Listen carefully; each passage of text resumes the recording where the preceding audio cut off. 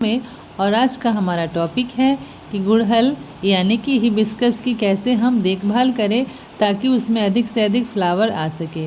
तो इसके लिए कुछ विशेष टिप्स है जो कि हम इस वीडियो में लेकर आए हैं, तो वीडियो पूरा देखिएगा। तो चलिए शुरू करते हैं आज का वीडियो। गुड़हल की बहुत सारी वैरायटी होती हैं, देशी होती हैं, हाइब्रिड होती हैं, बहुत सारे कलर्स इसमें आते हैं और सबकी देखभाल लगभग एक जैसी करनी होती है। तो पहले क्रम में हमने रखा है इसकी देखभाल के लिए सनलाइट। हम जानते हैं कि किसी भी पौधे में अगर फूल बनता हो, फल आता हो, तो उसके लिए सनलाइट का होना बहुत ज़रूरी है।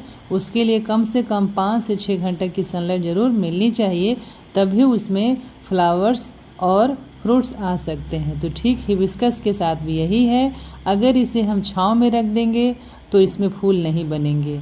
तो इसलिए इसे ऐसी जगह पे रखेंगे जहाँ पर कम से कम 5 से 6 घंटा की धूप इसको मिले, तभी इसमें फ्लावर अच्छी तरह से बन पाएंगे।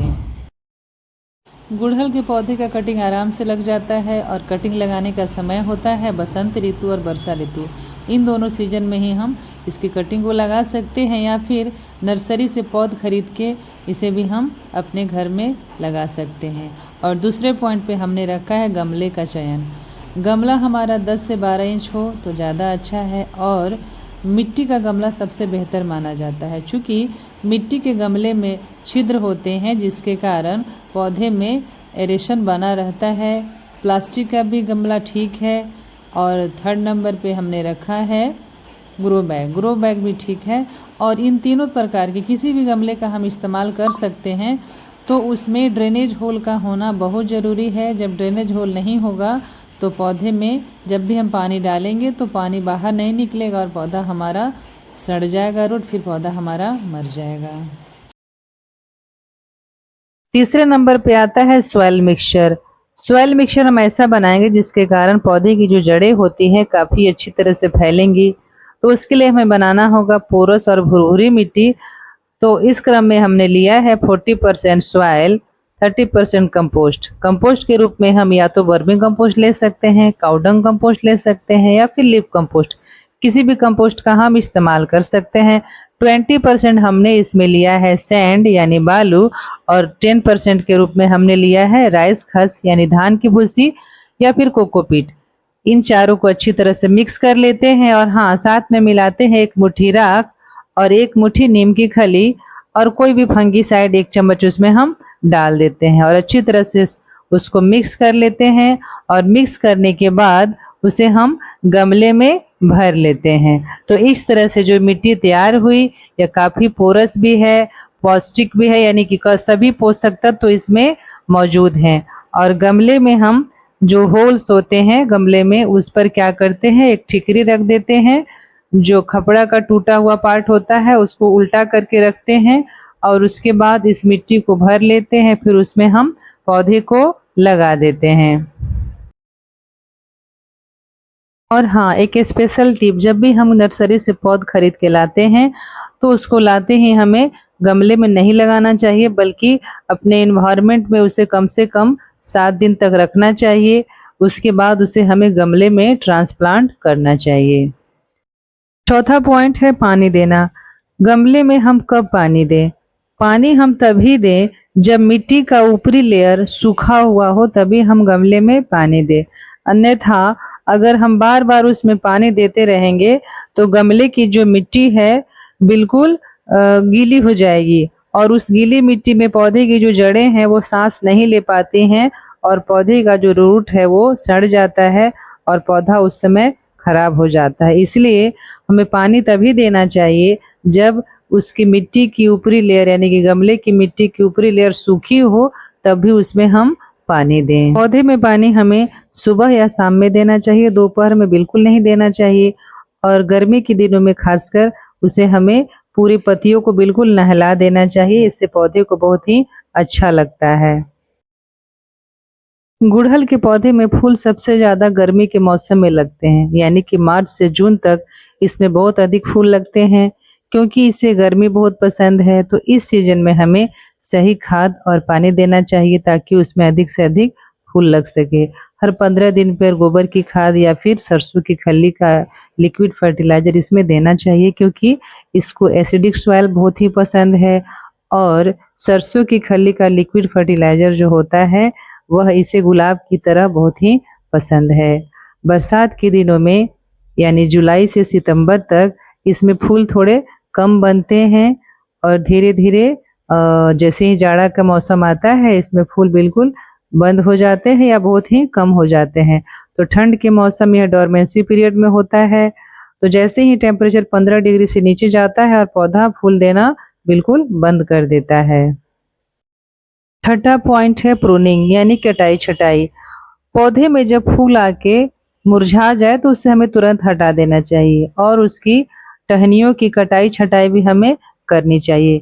सर्दी या बरसात के बाद पौधे की पुरानी शाखाओं को काटना चाहिए, जिसके कारण उसमें अधिक से अधिक ब्रांचेज आएंगे और तभी उसमें अधिक फूल लग सकेंगे। तो इसलिए उसकी प्रूनिंग भी जरूरी है, मतलब उसकी कटाई छटाई भी बहुत जरूरी है, तभी पौधा बिल्कुल झाड़ी नुमा बन जाएगा। क्योंकि ये पौधा जो होता है झाड़ी नुमा ही होता है, इसलिए उसमें अधिक से अधिक हमें ब्रांचेज लाने के लिए उसकी कटिंग बहुत ही ज़्यादा जरूरी होती है। सातवां पॉइंट है कीड़ों और रोग से इसके बचाव। गुड़हल में अक्सर सफ़ेद मक्खी, एफिड्स और मीलीबग्स लग जाते हैं, जिसके कारण पौधा खराब हो जाता है। धीरे धीरे उसकी टहनियाँ सूखती है, फिर उसके बाद पौधा हमारा मर जाता है। इस क्रम में इसके जो खास बीमारी है, कॉमन है बिल्कुल, वह है मीलीबग। मीलीबग एक उजले कलर का पाउडर की समान कीड़े लगते हैं, जैसे कि मेरा वाइट कलर का हिबिस्कस है उसमें लग गया है। तो उसमें क्या होता है कि पौधे के साथ पहले हम चींटियाँ को देखते हैं, बहुत सारी चींटियाँ उसमें लग जाती हैं काली काली। फिर उसके बाद उसमें वो कीड़े उसके टॉप में लगते हैं, यानी कि कलियों में, यानी कि सॉफ्ट पोर्शन जो होता है प्लांट का, उसमें ये मीलीबग्स लग जाते हैं। उससे वो क्या होता है कि पौधा धीरे धीरे सूखता जाता है और अंत में पौधा खत्म हो जाता है। मीलीबग जो होते हैं पौधे के रस को चूस लेते हैं और पौधे के रस को चूसने के बाद धीरे धीरे क्या होता है कि पौधा ऊपर से ही सूखने लगता है और पौधा हमारा खराब हो जाता है। इस तरह से हम क्या करते हैं कि अपने पौधे के हर पार्ट को चेक करते हैं, हर टहनी को चेक करते हैं। तो मैंने अपने हिबिस्कस के प्लांट में देखा तो एक ही शाखा में अभी मीलीबग लगना स्टार्ट हुआ था। जब ये स्टार्टिंग पॉइंट में ही हमें पता चलता है तो जिस टहनी में लगा हो उसे हमें काट देना चाहिए, बिल्कुल मोह नहीं करना चाहिए। तो मैंने क्या किया, इसको कट करके हटा दिया।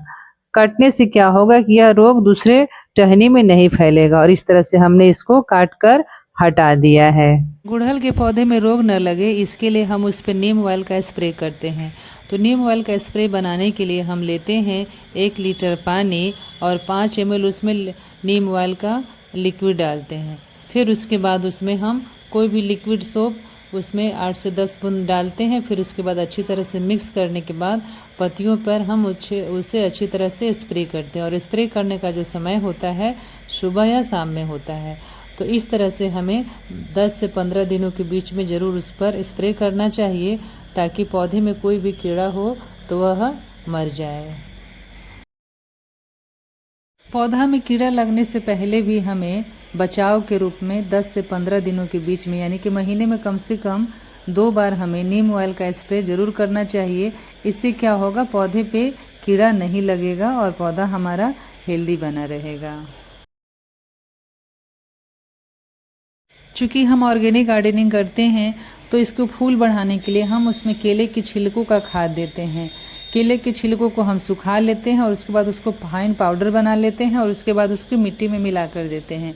या फिर केले के छिलके से हम बायो एंजाइम बनाते हैं, उसको भी दे सकते हैं। चाय पत्ती की खाद, जो कि चाय पत्ती हम अपने घर में इस्तेमाल करते हैं, उसको हम सुखाकर भी इसमें देते हैं तो काफ़ी अच्छी फ्लावरिंग होती है। अब आती है पौधे की रिपोर्टिंग की बारी, यानी कि पौधे को हम बड़े गमले में कब शिफ्ट करें और कैसे करें। तो इसके लिए सबसे बेहतर समय होता है बसंत ऋतु का, यानी कि फरवरी मार्च में। इस महीने में हम अपने गुड़हल के पौधे को नए गमले में शिफ्ट कर सकते हैं और उसके बाद उसमें खाद देंगे तो गर्मी के दिनों में इसमें काफ़ी अच्छी ग्रोथ होगी, अच्छे भी फ्लावर्स आएंगे और फ्लावर्स की संख्या भी इसमें बढ़ जाएगी। इस तरह से रिपोर्टिंग करने के बाद जब उसमें मिट्टी बदल देते हैं, खाद भी एक्स्ट्रा डाल देते हैं, तो पौधे में नई जान आ जाती है और उसमें अधिक ग्रोथ हो जाते हैं और पौधे हमारे गर्मी के सीज़न में बहुत ज़्यादा फ्लावरिंग करते हैं। तो फ्रेंड्स, आज का वीडियो बस इतना ही। ये थी गुड़हल पौधे की पूरी देखभाल की जानकारी। अगर आपको मेरा वीडियो पसंद आया है तो इसे लाइक करें, कमेंट करके बताएं कि आपने किस किस रंग का गुड़हल लगाया है, और गार्डनिंग की और भी टिप्स जानने के लिए चैनल को सब्सक्राइब करना ना भूलें। तो मिलते हैं अगले वीडियो में, तब तक के लिए हैप्पी गार्डनिंग।